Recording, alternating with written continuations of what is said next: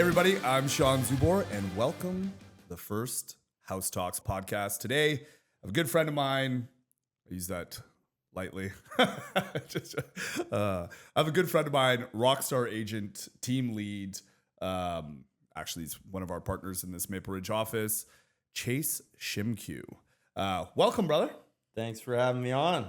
So I'm going to ask you some few questions that hopefully will help agents in the business as well as buyers and sellers in today's market. But before we get into that, I want to brag about you a little bit. So you've been in the business for, 15, 16 years? Yeah, I think it's wrapping up 16, going on 17, or right around there. Yeah, 16, 17 years. You're still a young guy in your 30s. We won't say how old, but you started basically real estate when you were in diapers. Is that right? Yeah, pretty well. Something along those lines. And now your team does well over 100 transactions a year. You are basically the face of real estate when it comes to Maple Ridge. I don't know if I can say you're the top team, but I think you're probably the top team or one of the top teams anyways. Yeah, I'd say we rank up there. I don't know if we're number one or not. That probably fluctuates, but yeah we're definitely a contender up there. So tell me a little bit about your real estate history. I know about it, but I guess tell everybody else about it. So when you started real estate, what was that like? Yeah, so I got in right out of high school. I think I was writing my license at 19, 20. So I'm 36 years old, so basically right out of high school until now. First few years, I was sort of half in, half out, still working another job, and then I sort of committed. But the first, I'd say 5 or 6 years was very challenging. I did get in at a bit of a slower time, which, so the average days on market then was probably 6 to 9 months. Yeah. Which was just normal. That's similar to now then, kind of. Yeah. In a way. Yeah. Which we're increasing back to. Yeah. So it was challenging, but I think the biggest thing is my mentality and my mindset was different being 20 to 25 years old. You know, you're out of high school, you're running and gunning, you're seeing guys make money. They're making it look easy. Don't have kids yet. So maybe I guess I would say I wasn't as humble. Yeah. Right. And then I almost quit about 5 years in, right? I was actually going to quit. And I had another good friend of mine, Realtor, talk me into staying. And that's when I did sort of a full shift and sort of, rebranded and relaunched everything. And that's where things kind of took off from there. So that's actually a perfect segue actually to the first question I was going to ask you is, so you went from being an agent that was barely getting by to being a top agent.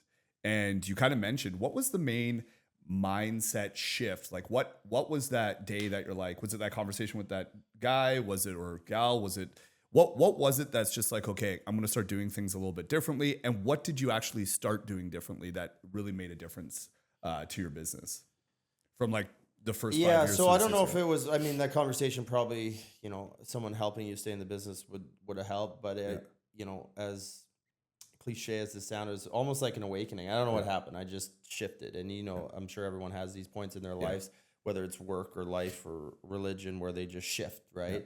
Yeah. And the word cocky is a very strong word, but, like I said earlier, probably I humbled up. So maybe I was a little too cocky being a young guy, played high level of sports, had a lot of accolades coming out of, high school, and was sort of cocky, maybe thinking the world owed me, right? And I was always thinking, oh, okay, I'm doing these open houses and I'm doing this and I'm doing that. Why isn't it coming? Like I should be reaping these rewards right away. Yeah. My mindset was totally off, right? So were you like blaming the business more than yourself, kind of? Pardon me? Were you kind of blaming the market and business more than yourself? Yeah, exactly, right? Yeah. And that's when I shifted, and in any aspect of life, you dig deep and you kind of internally reflect, and that's what happened. So I sort of humbled up and started looking at the long game, right? And said, you know what, I'm going to put in relentless hours, relentless work, whether this rewards me now, 1 month, 2 months, 6 months, 2 years down the road. Yeah. And I just sort of changed my whole mindset, right? And then I dove into a lot of the marketing stuff. So I was staying up late. It's catch-22 because in your 20s, you don't have kids and you don't have as many responsibilities. So in theory, you have a lot more time to spend on your business.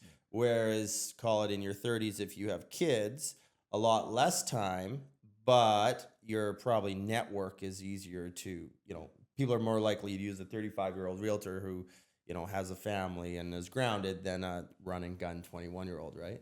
But I dove into a lot of the marketing side, spent a lot of late nights just sort of doing a lot of back end stuff and brought in systems, right? We use different systems than you. We run very different businesses than you, but I think the common denominator there is the back end. We have a system, you have a system, and you rely on it, right? And it keeps everything organized, right?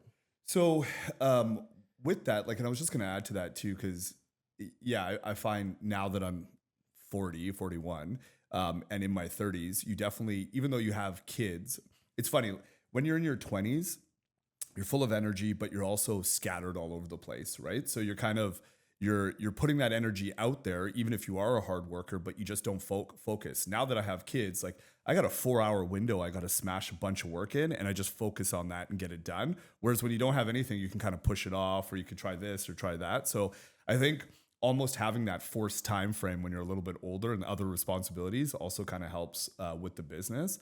But when you made that shift, and you mentioned it, you started working relentlessly, you went all in. Were there any other things that, one of the things I love that you mentioned, you changed your mindset from like, okay, I'm putting something out right now, I need that return today, to if I get the return in 2 years, it doesn't matter, but I'm going all in and I'm going to put that work out. Funny enough, and I probably know the answer to this, but when you started that mind shift, how quickly did you actually start getting the response and making money back off, like, that relentless amount of work? Yeah, I would say quicker than I expected, right? And things sort of, it was just a snowball effect. Yeah. Right. It was just the more I put in, the more it kind of returned me. And so, and this is kind of like the flip side of the story. And a couple of the questions I'm going to ask today are relatable for both sides. So obviously that you've kind of explained what you did, and it was a real mindset change, and we'll kind of get into systems and a few other things down the line. But if you're a buyer and seller, for example, like, there's a lot of people that are humming and hawing getting into the market. There's a lot of people that believe in the real estate, but don't believe in real estate, whatever. Like, what do you think the main mindset of your clients that have massive wealth and portfolios versus those that don't, right? Like, what do you think the main mindset shift is for the buyer and seller today, or in general history when it comes to real estate, versus, the people that have never really invested in or don't believe in investing in, or whatever it may be? Yeah, I mean, there's a lot to dig in there, but I mean, on the buyer's side, I think we're seeing this standstill right now. Yeah. So you have a lack of confidence in the market, and probably in all likelihood, lack of confidence in levels of government, provincial and federal, which is preventing people from making decisions, right? Yeah. The market is stable right now, I would say. There's downward pressure. I could see it coming down a little bit more. But it's sort of the one everyone's heard, which I go back to, is the easiest to understand and describe, is what Warren Buffett says. Yeah. Be greedy when people are fearful, and be fearful when people are greedy. Yeah. So it's a herd mentality right now, is everyone, the buyers, they just stop. They stop and they wait for that tipping point, that tipping point where someone's going to start buying, and then they jump in. So on the buyer's side, okay, let's start there. If I was an investor, I would be cautiously watching the market and trying to pick up a deal, definitely. Mm-hmm. It's all going to be based on your numbers. I mean, we're not going to go into that because there's different investor pools on where you're putting your money. But it's a numbers game. Yeah. But as a buyer, say there's a person, with a family, just buying or moving. Yeah. I think people focus too much on the numbers. I got to get a deal. I got to get a deal on this house. I got to do this. I got to do this. I got to get the best interest rate. Yes, you want to take that into consideration, but during COVID, this average went down, but the average time someone was in a house was 5 to 6 years, but I have clients who are in 10 to 12 years homes, right? And you're moving your family into a house, and that's what you should be focused on. Not every nickel and dime, finding that right home in your neighborhood. Because if you see that home in a market like now, where the market's down, and it's in a good neighborhood, family checks all the boxes, that home might not be here if the market comes down another 5%. Yeah. So now you're just buying something for the sake of buying it, right? And then on the selling side, we're seeing a lot of people, overprice things. So we do see people trying prices because prices have come down since COVID, and which is fair depending on their motivation. But the biggest thing we're seeing is people chase the market down. So they go, Chase, we're gonna try this price, and the market's here. And then the market goes like this. They go, okay, we're ready to reduce. And then it goes down again, and we're ready to reduce. Right? So rather than just pricing it right on the button and would have got an actual higher sale price. So you're seeing a lot of people chase the market down, right? Unfortunately. So if you were in their shoes right now, let's just say there's somebody that's looking to upsize their house. They're in a townhouse. They got 2 bedrooms. They really need 4 because a baby's on the way, and they want the toys and so on and so forth. Like, what's the smart move? Should they be waiting a year? Should they be if you were in their shoes right now, if you were in that situation, what would you be doing now? Yeah. So you brought up a good point. Is I'm with the lack of volume and sales per se. Like, we're still getting sales. Yeah. Sales are still happening, but not near as much as the last 2-3 years. Yeah. I am shocked that there are not more buyers and or sellers, but more people taking advantage. This is completely an upsizer's market. Yeah. Because that $2 million house has now come down to 1.7 or 1.75. Yeah. And they're selling something at 1.2 maybe. Yeah. And it's come down 75 grand. Yeah. Or a townhouse. Someone's townhome, they go, I'm not going to sell. My townhome has gone down 50, 60 grand in the last year. I go, okay, yeah, that makes sense. That it's gone down. Yeah. Well, what are you buying? Well, we want to get into, we saw a beautiful house that was 1.8, now it's 1.5. I'm like, look at that savings. Like, this is the time for those upsizers to be taking advantage of this market, right? Yeah. Yeah. And I noticed that quite a bit as well. And it's funny, like, I get asked all the time, hey, Sean, what's the market like? And it's one of my favorite questions, but it's also like one of my biggest pet peeves, because the market, especially right now, like in 2021, we could just say, yeah, it's nuts, because everything was nuts. Doesn't matter what your mobile home or a high-rise building, it was all nuts. Now it's crazy. Like the luxury market, I'm seeing things on days for 2 weeks at $5 million. And then there's condos that are $100,000 less than they were, and they sit on the market for 6 months. So it really is niche and based on what you're looking for, and what every market has certain saturation and so on and so forth. So, but the opportunities out there, like I'm seeing 2019 pricing on some condos in Langley right now, it's unheard of. And those people that were crying about it in 2021 that couldn't get in are still crying about it now because they're thinking it's going to go to nothing. The reality is, and this is just my personal opinion, is that there's always going to be certain safeguards. And what I mean by that is interest rate, they'll drop it to, they're going to do everything in their possible power to fight it, but they'll drop it to 0 again if they have to, if that means the entire economy is going to crash. You know what I mean? Like, there's always safeguards in it. So if you look at history and how it all repeats itself over and over and over again, I made my most amount of money in real estate in 2019, which was our last dip. It was not nearly as low of a dip as it is now, right? As far as the peak to valley. But that's when everybody else was fearful, because interest rates went up into the 4s then, right? And they stopped the foreign buyers and they did all those other things. I ended up buying my place for 1.7 that was listed at 2.1 to begin with, right? And condos, $20,000 discounts. It's a very similar type of feel right now. And then 2021 came around and I got offered $3 million for the exact same house, right? So within a 2-year period. So I'm not saying it's necessarily going to come back that quick by any means, but I think to your point and what you're saying is, if you prioritize first that the house you're buying is going to be your home, right? And you're going to love it, and now it's within affordability range, right? Think about that versus the investment necessarily every single time, right? Yeah. Okay. So next question I have for you, because this is a good one, brought to you by ChatGPT. Joking, but not joking. So what system or process do you rely on that consistently creates results in your business?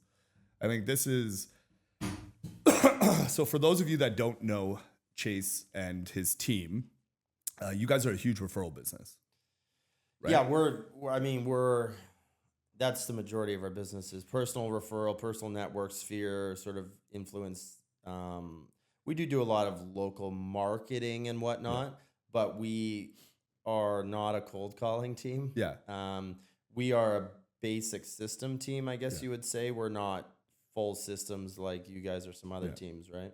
But let me put it this way. It's like you guys legitimately, I would say most, including myself in certain areas, because we're full prospecting, online leads, we do all that kind of stuff. You guys have like what most realtors dream of as a referral based business. Like you guys do 100 plus deals a year, and most of the time the people are calling you, kind of thing, right? So how did you create a brand? And to be honest, I bug you about this all the time. It's not 100% true, but I ask you if you've ever left Maple Ridge because you're referring, and I bug them. I'm like, hey, you're gonna list a place in Poco or Pitt Meadows, or you're gonna refer it out because you guys do 80 or 90% of your business in Maple Ridge itself, right? So how did you build such a local specific area, and then like what system do you use to basically make sure that these people continue to use you? Yeah, I mean, the system. How do I say this without sounding cheesy? Well, no, if cheesy works, that's all that matters. But honestly, like in that breaking point when I transformed my business, I was looking at real estate as a job back then, and okay, I'm gonna make money, and then I just really fell in love with real estate. My whole mindset changed, right? And when I fell in love with real estate, it didn't necessarily become a job anymore. I loved doing it, and I guess to answer your question, the majority of my clients usually become friends of mine, like would have a drink with them afterwards or would hang out if we wanted to or chose to, which goes to, we doing such a good job that we're relating to these people. Yeah. So yeah, it sounds cliche. Oh yeah, just do a good job, be the best, and care about your clients. But truly that's what it is, right? Yeah. So when I started building the business, firstly educate yourself. I went and took a bunch of courses on how to negotiate. On average, we were spending more on marketing, trying to go above and beyond, doing things other agents were. You mean on the listing side? Is that? Yeah, on the listing side. And even on the buying side, it was a sacrifice. Yeah. Again, I didn't have kids then. So really the tipping point and what made us different was being available. Yeah. Is being available 7 days a week, all hours, right? Yeah. And happily available, right, to service the client. So that's really how we built it, is not giving people gifts or doing this or some sort of CRM that goes touching base. We do have CRMs where we touch base with e-newsletters and actual paper mailing still, and we do calendars and stuff. But doing such a good job that these people went, wow, he actually did a good job and actually cared about us. Yeah. Not just got the deal done. He actually cared about us. Right. Do you guys have a system or something triggers for them? Because obviously they buy and sell. They love you. They're going to continue to buy and sell with you, but they refer tons of people to you guys. Do you have like a script or something that you guys use? I know you're not a script guy, but do you have something that asks for those referrals, or is that just with those touches that you guys do? No, we're just always trying to stay top of mind. Yeah. Right. So we do a lot of community events. And we have banners out there. We got a few bus benches, nothing crazy. We do, annual client events too, where we invite everyone out. We touch base with our clients every second month, right? Yeah. Whether it's a e-newsletter or what, just really trying to stay top of mind, right? Right. Now a lot of this is I'm born and raised in Maple Ridge. I coach in Maple Ridge. It's not a huge town, so I naturally will bump into a lot of my clients anyways, and there's that top of mind, right? Yeah. But I think it just comes down to doing a good job. And if your heart's really into it, then you're going to naturally succeed, I think, right? It's one of the things that like I coach quite a bit too is focusing on your avatar, right? Like that niche clientele base that you get along with, that you can go have a beer with afterwards, you become friends with, things like that. And I see that a lot in your clients. Like I know a lot of your clients that we even went to school with or whatever, right? And I think you do it really well without even knowing that you do it, right? But you kind of, like you said, you're coaching and doing all these other things. So those are people that are very similar mindset, in the same generation, are local. So I feel like you do a very good job putting your brand out there, putting your personality out there to the people that are like-minded that you would even want to be friends with. You know what I mean? It's not just, and I think that's important for agents to know. It's not this like, we do such a good job and we become, that were fake becoming friends with them for the business. You know what I mean? Like I hear crazy stories, people joining churches to get business and stuff like that. Like, listen, be genuine. And I think that's one thing about you is that you're very genuine, and that resonates with a lot of the people. So you genuinely do become friends with them. It's not something you're doing as a sales technique or a marketing technique. You know what I mean? It's just, you put yourself in the right place at the right time with the right people, that you create those relationships. And I think that's probably one of the reasons why they refer you quite a bit, because they're not, hey, you should work with Chase. He's a great realtor. They're like, hey, you should work with Chase. He's just like us and a great realtor. You know what I mean? Yeah. So I think you do that really well. Okay. So something more on the buyers or sellers side. I think this is the market in BC specifically right now, and I know we kind of touched on this, is constantly changing, right? Like in 2021, peaks, now lows. Some of the current areas, like we just talked about, I saw a lot of these luxury listings are selling off the hook where condos aren't. What do you do? Excuse me. What do you do, or what would you recommend for agents as well as buyers and sellers? Maybe right now isn't the right time for them to buy or sell because of, they're waiting for a down payment or whatever the scenario may be. It's just not the right lifetime, or time in their life, I should say.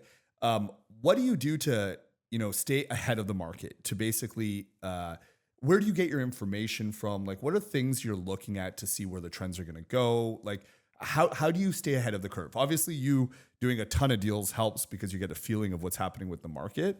But is there anything specific that you look at? I know you're a lot into stocks and stuff. Do you use that as part of it? Like, what should buyers and sellers and other agents be looking at? Yeah, we do. I told someone this the other day, and sort of very lightly with a grain of salt, but they say, oh, do you look at all the stats? And I go, yeah, to a certain extent, but because of the volume we do locally, we almost internally run our own stats because we know what's selling and what's not. So we're just kind of, day to day going with that. But yeah, you got to kind of, this is becoming challenging year over year. And I think a lot of people could relate to this, is not getting absorbed by the world, like social media and what's going on, fake news, real news, where are you getting your news from, firstly? Because I found in the last couple of years, the media's become so negative, depending what channels you're watching. So you do have to watch where you get your information from. Obviously, the board stats do help. But yeah, so we kind of track, or me personally, I track on different factors. So I do follow the states a lot because we typically follow suit. Now, in my opinion, the states and the East Coast have bigger swings, right? So when they go up, they go up. When they're more volatile compared to the BC market. Naturally, I'm an optimist at heart, and I think our market's going to be good. But we have seen some uncertainty signs. Developers have slowed down, builds have stopped. It is the biggest exodus from BC I've seen in years prior, right? I think it's history, Yeah. So that I don't want to say alarming, but it's something we're watching. And I think that in itself directly correlates to what we're seeing out here with some downward pressure and slowing sales, right? So there's not one thing we get our stats from. I would say we take everything with a grain of salt, depending where you're getting it from, but we take bits and pieces, right? We follow suit on the Canadian economy, the US economy, and the real estate board stats, sort of, right? So if you have a buyer or seller that is kind of just, I don't want to say on the fence, but is maybe not prepared to buy or sell at this point because of whatever reason, what do you tell them? Like, for the people watching that might be interested in selling their home or buying them, what indicators should they be watching? Like, what things should they be watching to see if it's the right time? Or maybe none of that makes any difference. It's just what the right time is for them, that they can actually make that move. Yeah. So that's the first thing, is what's the right time for them? Why are they buying or selling? Right. We have a lot of, everyone has access to these systems through Paragon, the Collab Center, and things like that. I'm kind of shocked how many agents don't take advantage of even Collab Center, which is a system we use where it gives them the same data we get as far as tracking things. So, usually if someone's not ready, I go, great. Okay, well, let's start that conversation with the mortgage broker. So let's get all your documents in so you're ready. Get that advice on where, what the broker says with rates. And quickly on that, I think one of the sayings is date the rate, marry the home. People get so obsessed with a rate, but you can always go into variable and watch things. You can still buy on a variable and watch things and then lock down later, or you can always, remortgage years down. So focus on the house, right? And your life decisions. But yeah, get someone on a collab center and follow that data. So at least if someone's selling, they know what sale prices are and what's hitting and how long it's sitting. And then same with the buyer. They should be seeing this data to make the decision, not just basing this off, well, I saw an article in the news that said this is a bad time to buy. Well, what is that based on? Yeah. Is that based on comparing to stats 5 years ago? What is that based on, right? So I guess I wouldn't be as cautious if I was a homeowner buying for myself or selling for myself for my actual life. I would base that on what's going on with my life. How old are my kids? Schools? Where do I want to land? If I was an investor, I would be scrutinizing things a little bit more and probably trying to line that timing up. Yeah. But even that timing, like I feel like I've said this 10 times in my career, in my 16-year career. Every fall, people go, what's going on with the market? What's going on with the market? It's this. And it's always usually a 5-month window. You got, bids of October, November, December, January, February. And then countless times I've heard people in the spring go, oh, yeah, like I should have bought that place in November, December. Yeah. I should have bought. That was a good deal, right? Again, it's the herd mentality. People stop when everyone stops, right? So, I would say this isn't like those other periods with that window. Yeah. I would say it's similar, but maybe a couple more caution flags. But I wouldn't be halting and I wouldn't be running full steam ahead with blinders, right? Yeah. So if they are, I'm just kind of summarizing your advice then. So if they are looking to find out what happens, the best thing to do is reach out to your realtor, and get them on Collab Center, get them on something where they're getting the data basically, right? And they can kind of monitor and see what happens there. So when it comes to like your personal investments, for example, I know you got quite a few. Have you liquidated any of them? Are you looking to double down on some stuff? I know you and I have some interest in maybe grabbing some stuff in the States too, just checking out different things, right? Like diversifying. But I've even heard this from a lot of realtors that they just sold everything they own and whatever, and they're waiting to buy next year and rebuy or whatever. I think you and I have a similar mindset of like just stay and hold as long as you can until you can, right? But what's your thoughts for investors out there right now? What should they be doing? Yeah, so if you haven't already done something, I mean, this is a very loaded question. Yeah, but obviously. I am staying and holding. So my rental properties, of course, I've thought, oh damn, should have sold those 3 years ago. I left a few $100,000 on the table on each one. But you know what I mean? They're rented out. They get good renters. They're cash flowing. Yeah. So be it, right? Yeah. Stock market. I do a lot in the stock market, and I have a lot of guys I touch base with daily or buy daily. Now a lot of the older guys are, like, when I say older, I'm saying like 60 plus, or in around 60. They have a lot of cash, right? Like Warren Buffett, he's probably sitting on 50% cash. But they have a different mentality than me. So I'm 36 years old. I'm fully invested in the market. Yeah, I would love to have more cash. I'm doubling down on certain positions that I don't want to, but I know it's a good opportunity. Yeah. And that's how I've really made my money, is doubling down on things and holding things. Because again, it's this panic. When the stock market starts dropping, everyone panic sells. Yeah. And it's going to rebound, right? Yeah, then you're going to pick it up. That's really the time you should be buying. But that's a very hard, you're running into a fire when you do that. So the easiest thing is the panic. When people panic sell their real estate, panic do this, panic do that. I think everyone has to really take a beat and go, where are their finances at? What can they do? What should they do? I do believe in diversification, though. Yeah. Obviously I'm in real estate. I do a lot in the stock market. I am looking to start doing maybe some stuff down in Arizona as well. Yeah. Cross-border stuff. I've been working with some agents who are out of Coquitlam who moved down there. Yeah. So, diversification, I think, is, especially in Canada now, I would say diversification. Yeah, and I think too, when it comes to investors, so I've been dealing with a few of them lately that are kind of changing up their portfolio a bit, is just that, like understanding where you're going to have the biggest uptick, where the biggest depreciation has happened in the last 3 years. So like I have guys that are like, okay, well, we took 50 grand hits. Let's just say they bought their condos in 2016, 2017. They're still up 50 grand in a condo versus where they would have been up maybe 200 grand in it in 2021. but they're cutting those losses. Well, still wins, but they're cutting those losses, taking those money, and they're putting into homes or land or, small apartment buildings or whatever that have dropped, 30-40% on multi-millions, right? And they're seeing the long term. So it's not a bad time to switch those investments around or kind of reorganize to match whatever your end goal is. Yeah. I think at the end of the day. Okay, last question while I have you, because I know you're a busy man and I really wanted to get this one out. So looking back at your career, okay, what is one negotiation strategy that has constantly helped you win for your clients? And I know you and I are in the same belief, and I'm just going to preface this to all the agents out there, is you can only negotiate to what the seller is willing to sell for and the buyer is willing to buy at the end of the day, right? And a lot of times when both of them are unhappy or both of them are happy, those are the best deals, right?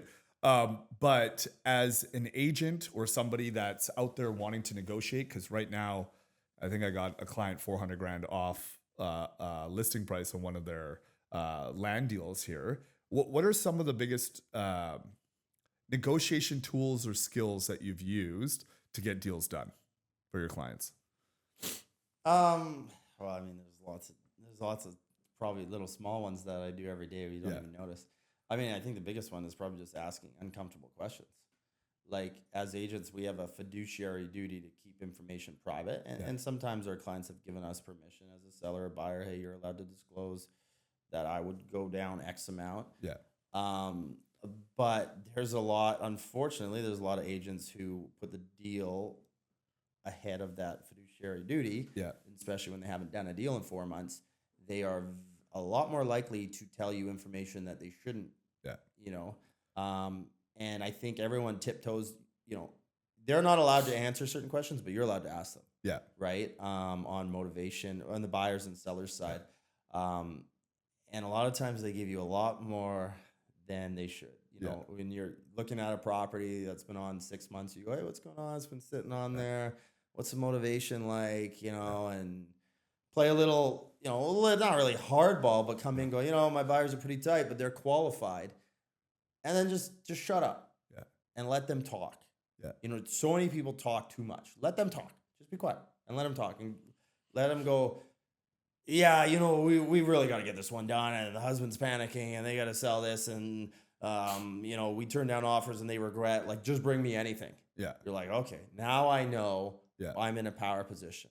Yeah, and maybe they don't bend as much as you thought, but now you're in a power position that they're not gonna walk away and go, no, you came in too low, screw you, we're never coming back. They're not gonna get offended by the low ball. So I think that's the biggest thing is there's countless times where I've saved my seller money. They would have gone lower and they didn't have to. Yeah. Buyer would have gone higher and they didn't have to. Right. Yeah. So, and it's not all the time. Yeah. I think there's this stigma that buyers have that everything has to be hard negotiation. You got to get the best deal. And that does happen. Yeah. But if I show you 6 properties, the motivation can be different on all of them. Yeah. And, even in this market, we've written offers and the sellers don't have to sell and they don't come down much. And then there's other ones where they will throw in everything. Right. Yeah. So. And I think one of the things too is, and I know you and I have spoke about this before too, is reputation is huge in our industry, right? So you get a negative reputation amongst other realtors, it's going to hurt you big time when negotiating on the side of your client, right? So a lot of people are like, hey, why do I use a bigger agent? And I'm not saying you always want to use a bigger agent because some of these bigger agents have horrible reputations too, don't get me wrong. But one of the things is, when you call somebody and you've done 100 deals in that area over the last few years, right? They're most likely going to know who you are. And more importantly, they're going to know that you're doing your job. And what I mean by that is when you're going to come write an offer on one of my properties, I know your client's been pre-approved, pre-qualified. I know they're ready to kind of buy. And hey, the likelihood of them removing subjects and this deal getting done is huge. I mean, obviously, there could be some asbestos mold, something crazy going on, right? But the truth is that you're going to come in prepared. So I know that I'm negotiating with something that's actually going to get done, right? And I feel like a lot of people these days are trying to work the negotiation without having, that trust in that after this negotiation is done, an accepted offer is only halfway through, right? Getting the deal done at the end of the day is the most important thing for both the buyer and the seller, right?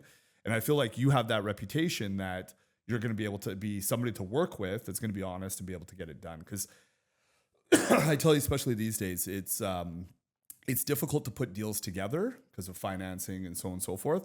So the amount of when I have somebody saying, "Hey, I'm going to write an offer," and they try negotiating with me, I'm like, "Hey, send me your pre-approval letter." Right? Oh, the clients haven't been pre-approved yet. Then I'm like, "Yeah, the price is full price," because up until then, it means nothing. You're just tying up my property. You know what I mean? Yeah. So yeah, awesome.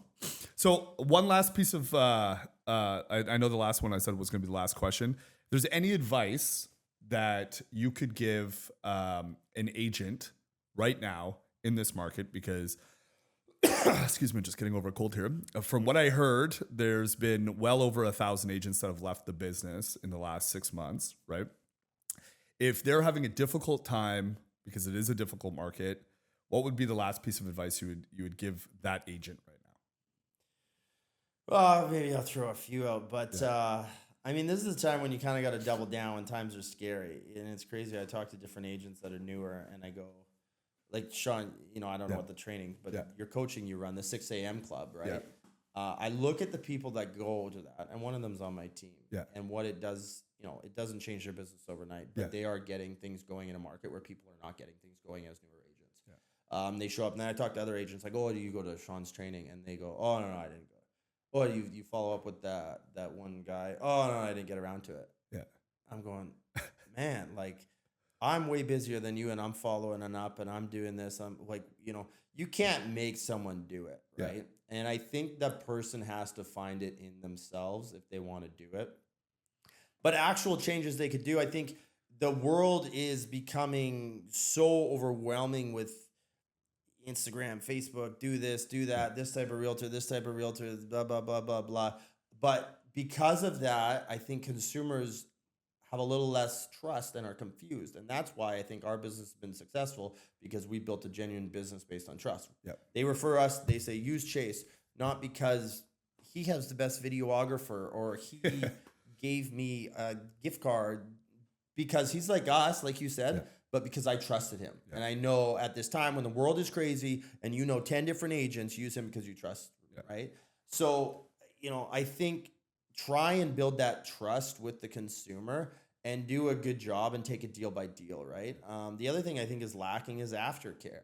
Yeah. Like, so many realtors, the deal's done, here's your gift or your gift basket, and they never hear from them again. Yeah. Firstly, you should have a CRM and be touching base with them, but call them a month or 2 months after. Yeah.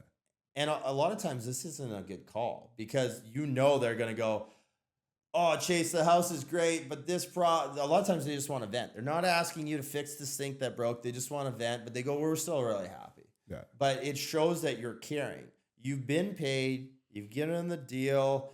Call and check in, and they go, "Wow, this guy actually cares," right? Not just a paycheck. Yeah, exactly. And the other thing is, like, we do community events, and naturally we build this sort of rapport through bumping into people and coaching, but there's becoming so many niches, especially with, immigration is higher right now, and you're getting, different, different ethnicities of people coming in all communities. And you should, if you're of that ethnicity, focus in on that. Yeah. You know what I mean? Focus in on what is around you. Like you said, I'm not saying go to church to get religious people, but if you're religious people, focus in on that. Yeah. If you're sports driven, focus in on the sports community. Focus in, because then that's naturally what people are going to relate to, right? And there is a lot of people moving, jumping around, whether it's Exodus of BC or just jumping internally. So therefore, there's also a lack of information that these people have on communities. So that's a value add that you could be, as if you're a local realtor, to give them value on these communities of shopping, walk scores, schools, and whatnot, right? Yeah, that's huge. And I think that's kind of plays to that avatar part. And it's funny that you mentioned that the 1% club that we're doing in 6 a.m. It is really that mindset, right? And I think a lot of people, I had this conversation with one of my agents on my team, and I've probably had this conversation a million times. I can know who's going to be successful within 30 days, probably even sooner. And it has nothing to do with how well they talk, how good they TikTok dance, how, you know what I mean? Like, how great of a salesperson. Do you know how many car guys that were doing 20, 30 cars a year or a month, which were rock stars in car business, come into real estate and fail miserably? It's not sales. It's not flashy marketing. It's all mindset. It is all hustle. It is all, and I can tell, like, they could be in here. I have guys in here that were in here for 2 months, haven't done a deal, but they're calling 20, 30, 40, 50 people a day, right? And they suck on the phone to begin with. And then after 2-3 months, they've done 1,000 calls. They ran through it. They know the script. They know whatever. And then all of a sudden they're doing 2-3 deals a month consistently in a horrible market, right? It's that mentality. And, I've said this a million times. I truly believe it. And I think it kind of turns back to what you did, year 5 or whatever it was when you made that mindset shift, right? You realized that it's your fault. If you win, it's your fault. If you lose, it's your fault. It's never the market. It's never anything else. Those are all challenges. Those are all whatever, but it's always your fault, no matter the good or the bad, right? And once you kind of click into the fact that, hey, it's my fault, because I can hear excuse after excuse. Newer agents, I don't know how to write a contract well. I don't know how to do this. I don't know. I'm like, okay, well, did you go on to Stonehaus University? Did you do this? Did you go course? Did you? No. Then it's your fault, right? How many calls? Well, I have no clients. How many calls did you make? None. It's your fault, right? It's always your fault. And then when you do make a ton of money, it's not because of everybody else. It's your fault as well. It's the positive side of it, right? So anyways, I agree with you 100%, man. Thank you, Chase, for being the first guy on. Thanks for having me. I appreciate it. Lots of words of wisdom, and we'll definitely do this again. Sounds good. Thanks, Sean. Thanks, bro.